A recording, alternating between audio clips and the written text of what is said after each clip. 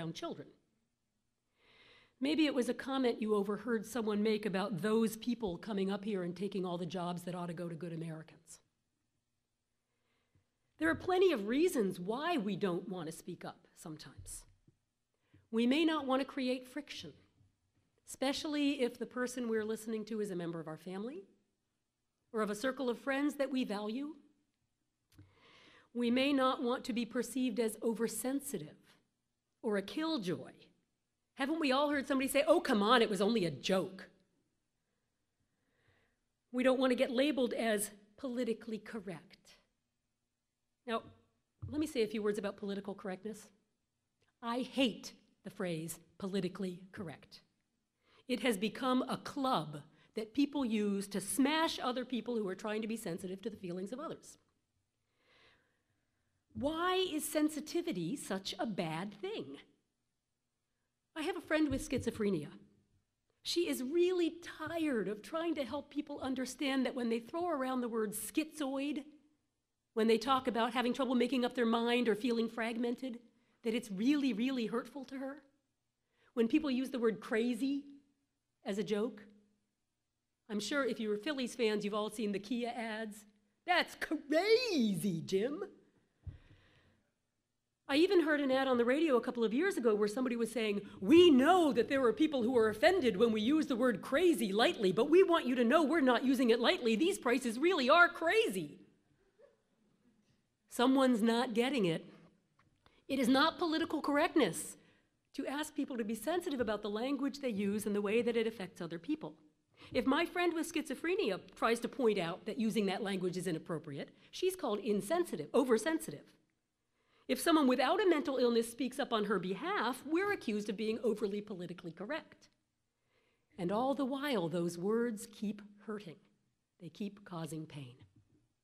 So don't let anybody silence you with the phrase political correctness. Language shapes our perceptions.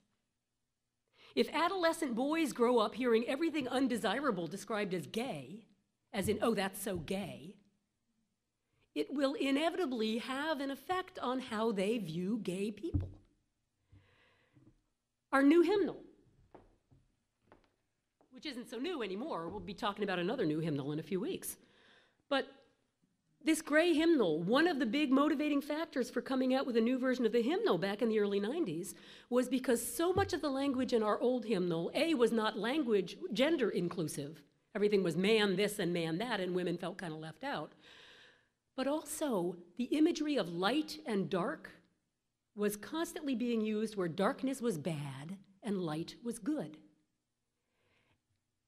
which we were asked to recognize by some of the people of color in our movement was really hurtful to people of color, this implication that darker things are always bad, that darkness is a negative concept. The way language is used colors our perception of the world we live in. So the hymn we sang that we opened with, "The Morning Hangs a Signal," I love this hymn, but they've played with the language so that night shall release its splendor so morning may appear. Instead of, I forget how it used to be, I should have looked it up in the old blue hymnal, but something about, instead of being lost in darkness, now the daylight shall appear, or something like that.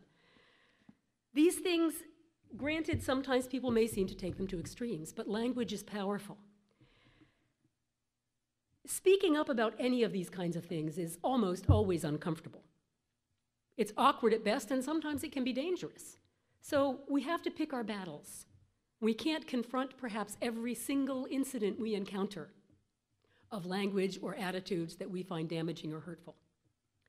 But at the same time, we need to remember that silence will be interpreted as agreement. If you just don't say anything, people assume you agree with them. So when we don't speak up, we become complicit in reinforcing those negative stereotypes. I'll give you one kind of low-level example of when I was in this situation. We have a little local grocery store in Percy where we like to shop called Landis. And those of you who know Mennonite culture know that Landis is a very Mennonite name. And sure enough, it is run by Mennonites, as a lot of the local businesses are. And one of the members of my little Mennonite church, where I'm a member, works in the bakery department there. And I got to chatting with her one day and just making conversation. I said, "So So is everybody who works here a Mennonite? You know, do they hire other people or do they only hire Mennonites? And she said, oh no, they sometimes hire other people too, but I really don't like working with the ones who aren't religious because they don't have the same kind of work ethic. Well, as a child of two atheists, who were the most hardworking, responsible, and ethical people I have ever met, I took some offense at her statement. I didn't want to offend her, and I didn't want her to immediately label me as, oh, that faithless Unitarian who doesn't really belong in our church. But at the same time, I wanted her to understand that her words were really insulting to a lot of really wonderful people.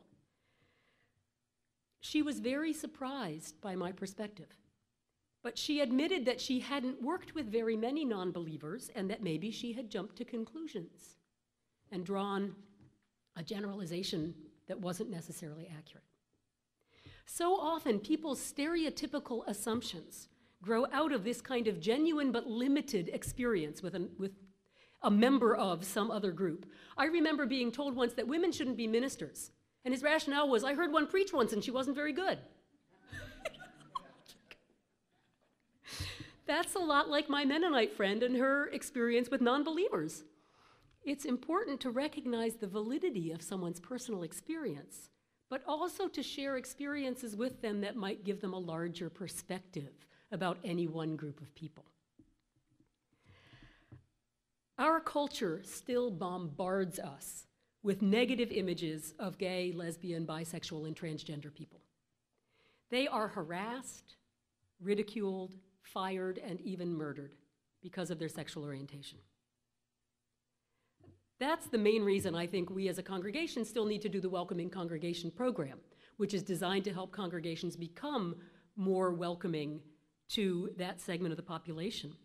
We've made a ton of progress in the last 2 decades in this country, but we're still hearing about gay teens committing suicide with alarming regularity, transgender women being beaten up and murdered. Some of you have said, well, we're already welcoming, so why do we need this program? But the Welcoming Congregation program is designed to do 2 things. It will help us explore our own homophobia and the blind spots we might have. And it's almost impossible to live in this culture and not have some homophobia, no matter how much we've tried to educate ourselves out of it.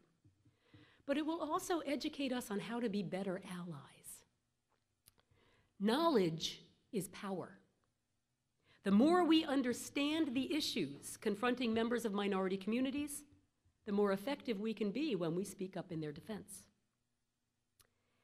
And I need to just stop for a moment and say to Stash that I am sorry I used blind spot as a negative concept. I mean, I trust you not to be offended and know that my intentions were good, but it's a classic example that I caught in the moment as I said it. We have a blind member of our congregation here, not member, but friend, good friend, dear friend. And now I'm a little more aware of that kind of language than I would have been otherwise, because if Stash hadn't been here this morning, I don't think I would have heard myself say it. Knowledge is power. The more we understand the issues, the better allies we can be. Think back to the examples I gave earlier. Now, when we hear people telling jokes, whether they're racist jokes or homophobic jokes, usually there's nothing even pretending to be factual about that, so there are no facts to confront. Maybe all we need to say is, you know, I really don't think that's funny. But when someone says that gay men are predatory toward children, it's very powerful to be able to say, actually, statistics make it very clear that most sexual abuse of children is done by heterosexuals. Simple fact. It's important to say, I don't agree with you, but it's even more powerful to be able to say, I don't agree with you because the facts tell me something else. And as Unitarian Universalists, I believe we have a special obligation when it comes to issues that are often couched in religious language. This is especially true right now in our culture with issues affecting the gay, lesbian, bisexual, and transgender communities. When people believe that God hates homosexuals, they feel justified in doing terrible things. As we hear more about gay teens committing suicide, as we listen to politicians making statements that children should not grow up